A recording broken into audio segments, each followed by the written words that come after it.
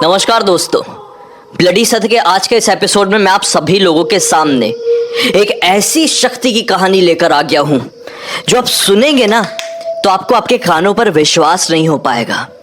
ब्रह्म पिशाच या ब्रह्म राक्षस इतनी ज्यादा ताकतवर शैतानी शक्ति होती है कि जो भगवानों से भी नहीं डरते हैं।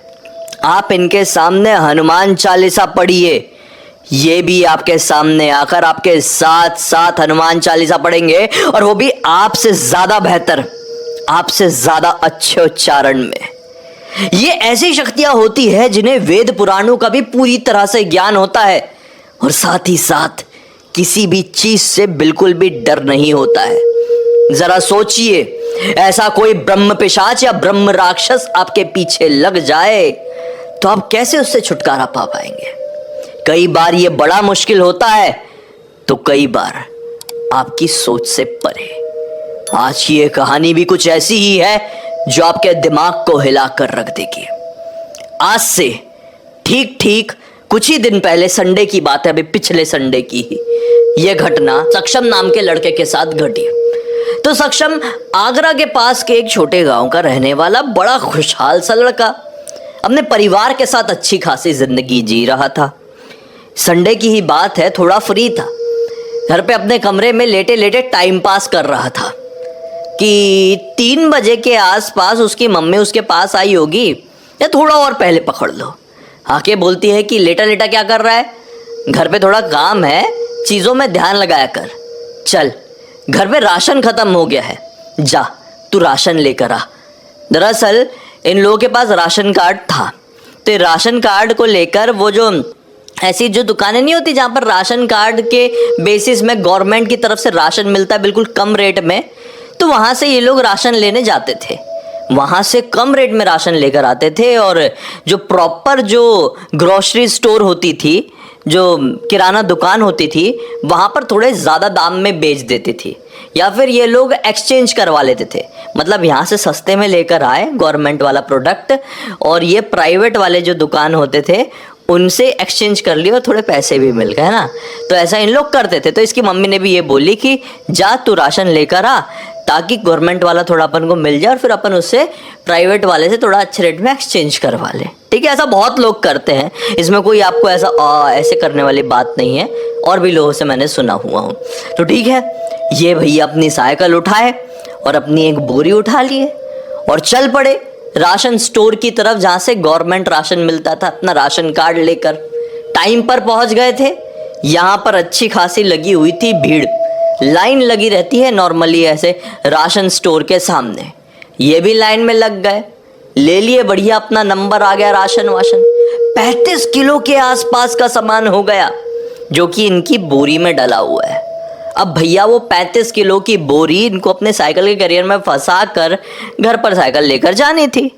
घर से ये राशन की दुकान लगभग 4 किलोमीटर की दूरी पर थी। तो ठीक है, ये अपनी बोरी को अपनी उस साइकिल की करियर में वो टांगा है और आगे निकलने के लिए रेडी हो गया कि अचानक से इसको पीछे से आवाज आती है, अरे सक्षम किधर, मिला नहीं यार इतने दिनों से। ये पलट कर देखता है तो क्या पाता है, इसका पुराना एक दोस्त। इसने बोला यार बड़े दिन बाद, और ये बड़े दिन बाद के चक्कर में दोनों के बीच में बातचीत होने लगती है। बातचीत इतनी बढ़ गई भैया कि ये दोनों साइकिल में थे अपनी साइकिल को ऐसे ढकेलते हुए लेके गए और एक थोड़ा खाली मैदान टाइप का था जहाँ पर ये लोग खेले करते थे कभी क्रिकेट विकेट, वहाँ पर बैठ के मस्त बात करने लगे। इतनी बात किए, इतना टाइम पास, इतनी मस्ती कि पता ही नहीं चला कि कब अंधेरा होता आ गया। अब जैसे ही हल्का अंधेरा होने लगा तो सक्षम का वो जो दोस्त था सुमित, उसने रियलाइज किया अरे भाई मेरे को तो घर जल्दी पहुंचना था, मैं बहुत लेट हो गया। भाई सक्षम मैं निकलता हूँ, तू फोन फान करना, फिर मिलेंगे। फट से अपनी साइकिल उठाया और अपने घर की तरफ निकल गया। और सक्षम तो यहाँ पे सुनने बटा सन्नाटा।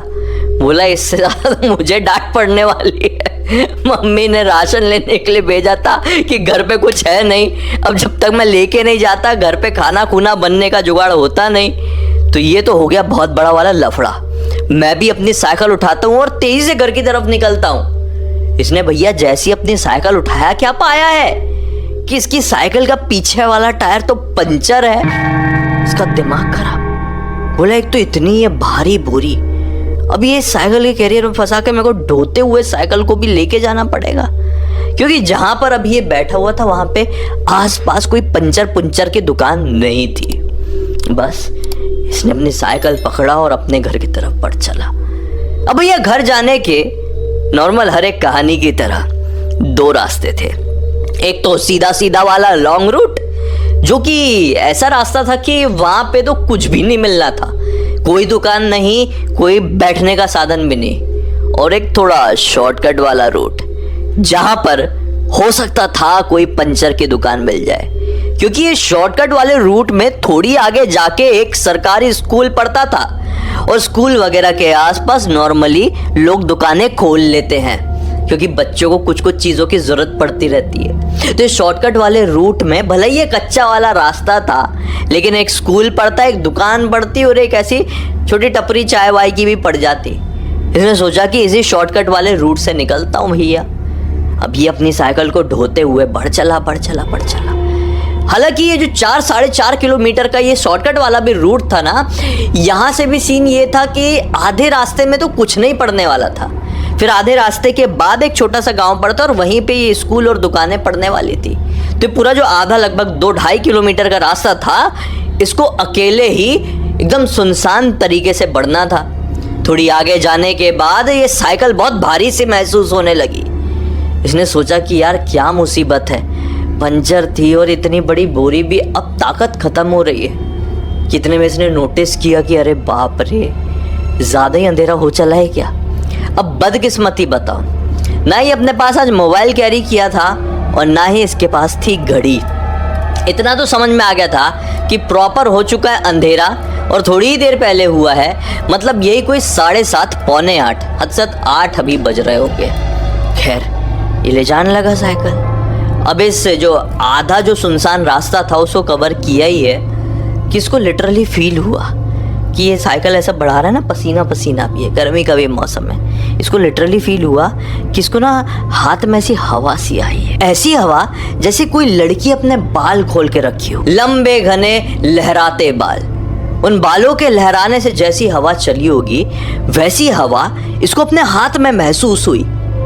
ये घबराकर अपने हाथ की तरफ देखा कि कहीं चलते चलते पेड़ वेड़ से कुछ लटक के मेरे हाथ में लग तो नहीं रहा है। तो इसने तिरछी नजर से देखा तो क्या पाया, इसके हाथों में बिल्कुल एक बालों का वो जो गुच्छा होता है वो टकरा रहा है। बालों का गुच्छा इन द सेंस बाल कुछ हैं जो हल्के हल्के से टकरा रहे हैं और उन्हीं बालों से इसके हाथ में हवा लग रही है। हिम्मत नहीं हो पा रही है पीछे पलट कर देखने की। फिर साइकिल थोड़ी आगे बढ़ाया और फिर से अब बाल प्रॉपरली इसके हाथ को टच किए ही है ना, तो इसने बड़ा ऐसा करके देख ही लिया। और जब ऐसा करके देखा है ना, लिटरली इसकी हवा टाइट हो गई। पीछे एक आदमी बैठा हो जिसके बहुत लंबे बाल हैं, बड़ी बड़ी आंखें लगभग बाहर निकली हुई है। इसने सफ़ेद रंग का ऐसा गमछा वाला, ऐसा जो साइड में आपने पुराने सीरियल्स में देखे होंगे ना, ऐसा वाला गमछा पहना हुआ है और कुछ धोती जैसा पहना हुआ है। और वो इतना डरावना दिख रहा है कि मैं एक्सप्लेनेशन आपको दे ही नहीं सकता। वो खुद किसी को नहीं दे सकता जिसने उस एंटिटी को अपनी साइकिल में पीछे बैठा हुआ देखा। वो इसके करियर में बैठा हुआ है जहां पर इसने अपने राशन की वो बोरी फंसा कर रखा था। लिटरली या तो वो बोरी के ऊपर ही या तो वो बोरी की जगह बैठा हुआ है। ये कौन था, ये क्या चीज था, ये कब इसकी साइकिल में आया, इसको कुछ भी समझ में नहीं आया। ये बस हे राधे कृष्ण कृष्ण कृष्ण राधे राधे, राधे कृष्ण कृष्ण कृष्ण राधे राधे, ये बोलते अब साइकिल बढ़ाने लगा। अब पसीने के साथ साथ इसकी आंखों से आंसू भी निकलने लगे। साइकिल छोड़ के भागे या फिर ये ऐसे ही आगे बढ़ते जाए, कुछ समझ में नहीं आ रहा था। एक सेकंड के लिए मन में यह आया कि नहीं यार, ऐसे ही बढ़ रहा था तो कुछ हो नहीं रहा था, ऐसे ही राधा कृष्ण राधा कृष्ण राधा कृष्ण बोलते बोलते बढ़ जाऊंगा। लेकिन लिटरली आप विश्वास नहीं मानोगे, हर एक कदम के साथ साइकिल जो है वो टाइट होती जा रही थी। ऐसा लग रहा था कि कुछ तो है जो साइकिल को बढ़ने नहीं देना चाह रहा है। और ये एक बच्चा है, इंसान के शरीर की एक कैपेसिटी होती है, कितना खींच लेगा एक साधारण सा बच्चा, नहीं खींच पा रहा है। फिर अचानक से इसने बोला कि अब मैं जोर से मंत्र पढ़ता हूँ। तो भगवान कृष्ण का मंत्र ओम नमो भगवते वासुदेवाय नमः, ओम नमो भगवते वासुदेवाय नमः, इसने ये 2 बार पढ़ा है। तीसरी बार से पीछे से आवाज आती है ओम नमो भगवते वासुदेवाय नमः। बस इसका दिमाग खराब। बोला कि ये किस प्रकार का भूत है जो इतना क्लियर मंत्र पढ़ा है मेरे कान के पास आकर। अब ये कुछ बोले, ये ओम बोले तो वो पूरा नमो भगवते वासुदेवाय नमः। इसका दिमाग काम करना बंद कर दिया और अब बोलता है हे भगवान, हे राधा रानी, मैं कहां पर रुक गया अपने दोस्त के साथ फालतू में। सीधे सीधे रास्ते से चले गया होता, दिन के वक्त में ही घर बढ़िया पहुंच गया होता। ये पता नहीं कौन सी चीज मेरे साइकिल के पीछे आकर बैठ गई है। ये मेरे राशन जो कि भूत का रूप धारण कर चुका है, या फिर कोई भूत ही था जिसको मैं राशन समझकर अपनी साइकिल में ढोकर लेकर आ रहा था। मुझे कुछ नहीं पता। अब क्या मैं मरने वाला हूं? इतना सा बच्चा मैंने किसी का क्या बिगाड़ा था? ऐसा इसका बोलना ही हुआ है कि पीछे से ऐसी इतनी खतरनाक हंसने की आवाज आई है कि मैं क्या बताऊं। सामने कोई इंसान रहे ना तो उसका शरीर पूरा ऊपर से नीचे तक कांप जाए लिटरली। ये वैसी वाली स्कैरी आवाज आई थी कि ये बस रोना शुरू किया जोर से, जो प्रॉपर जो आवाज निकाल के रोते हैं, इसका रोना शुरू हुआ है। लेकिन ये 4 कदम आगे बढ़ा, इसको सामने से पायल की आवाज सुनाई दी। बोला ये क्या क्या हो रहा है?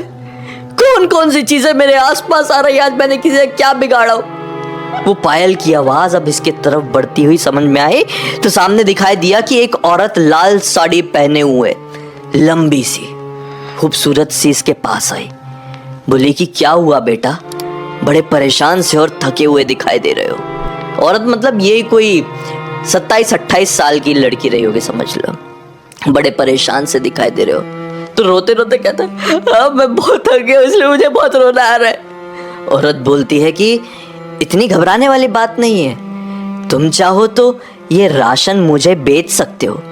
वैसे भी घर लेके जाओगे और तुम्हारी मम्मी दूसरे राशन की दुकान में इसको बदलने ही वाली है या फिर इसको बेचने ही वाली है, तो इतना बोझा घर तक ढोके क्या फायदा है, मुझे बेच दो।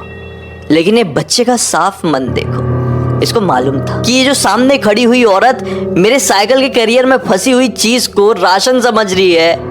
वो राशन नहीं भूत है, इसको बहुत अच्छे से पता था। ये भूत राशन का रूप धारण करके मेरी साइकिल के पीछे फंसा हुआ है, इसको मालूम था। इसलिए इसने इस औरत को क्या बोल दिया कि नहीं, ये मैं आपको नहीं दे सकता, अब ये मेरी मुसीबत हो गई है। ऐसा लग रहा है कि अब मैं मर जाऊंगा, आप प्लीज जाइए, अब ये मेरी मुसीबत है, मैं आपको नहीं दूंगा, मैं किसी को नहीं दूंगा। ऐसे बोलते हुए उसने अपनी साइकिल फिर से बढ़ाना शुरू कर दिया। वो औरत भी इसी देखकर मुस्कुराई और वो भी आगे तरफ बढ़ गई इसके अपोजिट डायरेक्शन में। जैसे ही वो औरत क्रॉस करी है कि इसके दिमाग में एटलीस्ट एक बार इस औरत से बोल तो दिया होता, शायद मेरी कुछ मदद करती होती, कुछ इशारा ही कर दिया होता कि जिसको आप राशन समझ रहे हो राशन नहीं, वो कोई भूत है खतरनाक वाला जो कि भगवान के नाम से भी नहीं डर रहा है। कि अचानक से इसकी साइकिल का जो वेट था उसको फ्री सा कुछ समझ में आया। बोले साइकिल का वेट कैसे फ्री? और जैसे ये पीछे पलटा है तो पीछे ना वो औरत, ना वो खतरनाक सा दिखने वाला भूतिया आदमी, और ना ही वो राशन की बोरी, और ना ही इसकी साइकिल पंचर थी। सब कुछ नॉर्मल। ये बैठा साइकिल में और जय राधा कृष्ण बोल के ऐसी साइकिल भगाना शुरू किया है। इतना तेज भगा के घर पहुंचा है कि मैं क्या बताऊं, इतना तेज तो जिंदगी में कोई चलाए तो साइकिल की रेस में बिल्कुल फर्स्ट आ जाए। हाँ, ये घर पर पहुंचा है और फिर अपनी मम्मी से सारी बात बताया। मम्मी ने बोली तू झूठ बोल रहा है ना? बोला नहीं मम्मी, कसम खा के बोलता हूँ राधा रानी की, मैं झूठ नहीं बोल रहा हूँ। इसने ये बात बोला है तो मम्मी को भी पूरा विश्वास हो गया, क्योंकि काफ़ी पीढ़ियों से इनका जो पूरा परिवार था ये वृंदावन आता जाता है और भगवान विष्णु और माता लक्ष्मी इनके इष्ट देव हैं। उनके पूरे परिवार में राधा कृष्ण के ऊपर अटूट श्रद्धा है। इस दिन के बाद से इनके घर में भक्तिभाव और जाग गया और ऐसा हो गया कि साक्षात राधा रानी हमारे लड़के को एक ब्रह्म राक्षस या ब्रह्म पिशाच से बचाने के लिए आई थी, और हमारा लड़का समझ भी नहीं पाया। जो भी हो, कितने किस्मत के धनी हैं हम। खैर, उसी समय इसने बोला कि इस पूरी घटना की जानकारी मैं सभी लोगों तक पहुंचाने के लिए ब्लडी सत्य को लिखकर भेजूंगा। तो घर वालों ने पूरी परमिशन दे दी है और सक्षम ने भी ये कहानी हमें लिख भेजा, ताकि इससे हम सभी को एक अच्छी सीख और एक अच्छा मनोरंजन दे सके। इसी बात पे अब तक इस वीडियो को देख लिए हैं तो लाइक जरूर कर देना, चैनल को सब्सक्राइब करके बेल आइकन दबा के ऑल के ऑप्शन में क्लिक करना, क्योंकि इसी तरह के हैरान कर देने वाले खौफनाक वीडियोस डेली आप लोगों के सामने लेके आता रहता हूं। इंस्टाग्राम की लिंक इस वीडियो के डिस्क्रिप्शन बॉक्स में मिल जाए, क्लिक करके डायरेक्टली वहां पर पहुंच जाना। और इसी तरह की कोई भी कहानी, टॉपिक या जानकारी आप लोगों के पास भी तो लिख भेजना। हो सकता है हमारा अगला वीडियो कल आपके हिसाब से ही बन रहा हो। तो चलिए कल फिर से मिलते हैं, तब तक के लिए बहुत बहुत धन्यवाद। आपका दिन शुभ हो।